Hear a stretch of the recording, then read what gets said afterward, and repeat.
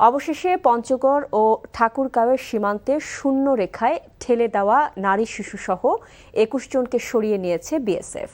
আর নিয়ম না মেনে পুশ ইনের চেষ্টা গ্রহণযোগ্য নয় জানিয়ে পররাষ্ট্র প্রতিমন্ত্রী শামা ওবায়েদ বলেন, পুশ ইন ঠেকাতে সীমান্তে শক্ত অবস্থান নিয়েছে border guard Bangladesh BGB.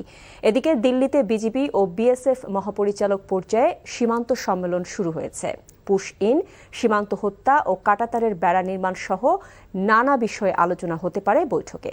Report করছেন ফাহাদ মোহাম্মদ।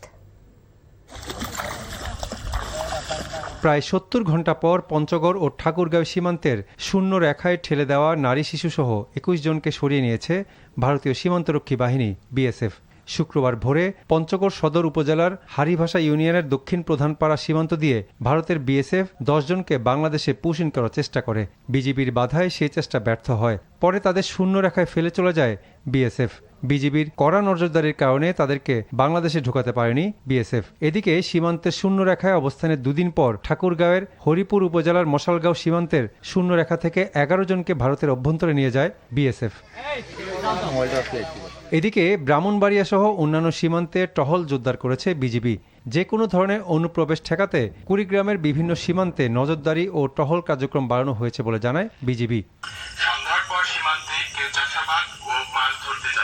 দেশের সার্বভৌমত্ব রক্ষা, সীমান্তে নিরাপত্তা জোরদার ও আন্তঃসীমান্ত অপরাধ প্রতিরোধে সীমান্তবর্তী ১১ জেলায় আনসার ও ভিডিপি সদস্য মোতায়েন করা হয়েছে।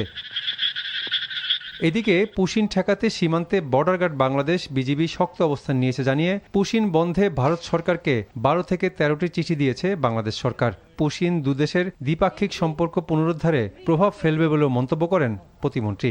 ইতিমধ্যে আমরা ১২ থেকে ১৩টা চিঠি দিয়েছি এবং বিজিবি সজাগ আছে এবং কোনোভাবে এটা আমরা অ্যালাউ করছি না।